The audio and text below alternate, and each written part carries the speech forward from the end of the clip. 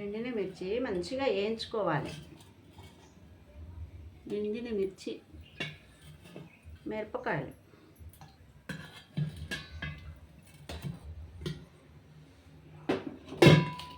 ఎండిన మిర్చి వేయించుకొని పక్క పెట్టుకోవాలి. తర్వాత కరివేపాకు వేపుకోవాలి, అది పక్క వేసుకోవాలి. తర్వాత మునగాకు వేపాలి, అది పక్క తీసుకోవాలి. మొత్తం కలిపి మంచిగా చాలా ఎల్లిపాయలు పోసి, కొంచెం జీలకర్ర, కొన్ని పచ్చి ధనియాలు పోసి మిక్సీలో పట్టుకోవాలి. అవి తింటే బాలింతలకు మంచిది, ఎవరికైనా మంచిది, అన్నీ ఆరోగ్యమైనవి.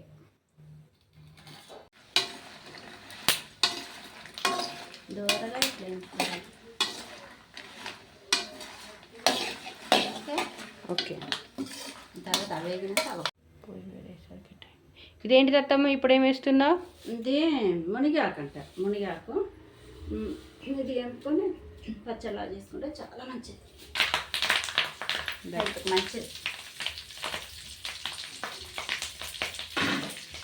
మరి కరివేపాకు ఎప్పుడు వేస్తావు?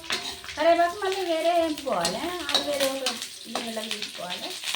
అన్ని కలిసి మంచిగా మిక్సీ వేసుకోవాలి.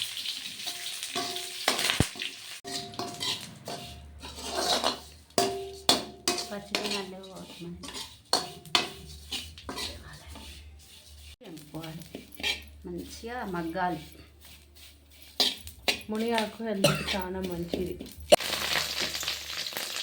వేసుకుంటే బాగుంటుంది. శనగపప్పు, అది మన మినపప్పు వేసుకుంటే మస్తు ఉంటుంది, మంచి టేస్ట్ ఉంటుంది అన్నట్టు.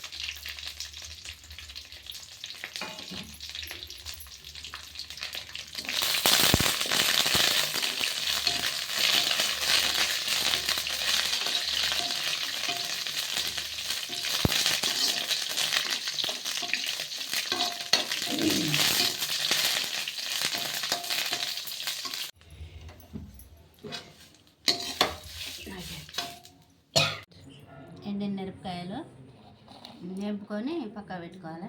తర్వాత కరివేపాకు వేపుకోవాలి. తర్వాత కొంచెం మునగాకు వేపుకోవాలి. దాంట్లో కొన్ని ధనియాలు, కొన్ని జీలకర్ర, కొంచెం ఎల్లిపాయలు వేసుకొని మిక్సీ పట్టుకుంటే చాలా మంచిగా ఉంటుంది. అది తిన్నా కూడా చాలా మంచిది, ఒంటికి ఎవరు తిన్నా మంచిదే. అంటే ఒకసారి వేసి పట్టుకోవాలి అత్తమ్మ మిక్సీలో? అన్నీ ఒకసారి వేసుకొని వేగుతూ ఉంటాయి, మంచిగా మిక్సీ అవుతూ ఉంటుంది. మిక్స్ అవుతా మరి మిక్సీలో పడతాయి మిరపకాయలన్నీ? పడతాయి, కొన్ని కొన్ని పడతాంటే తీయాలి, తీసి మళ్ళీ వేసుకోవాలి.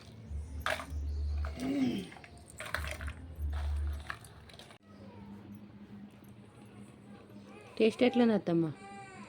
బాగుంది. నెయ్యి వేసుకొని తింటే మంచిగా ఉంటుందా, నూనె పోసుకోవాలి? అట్టిదే బాగుంది. అట్టిదే బాగుందా? లేదు, సూపర్ అంటే సూపర్. హెల్దీ ఫుడ్, తిన్నా ఎంతో ఆరోగ్యానికి మంచిది, కళ్ళకి మంచిది, తినడానికి కూడా చాలా మంచిది. ఇట్లా తినాలి, ఎవరు తిన్నా చాలా మంచిది అంతే.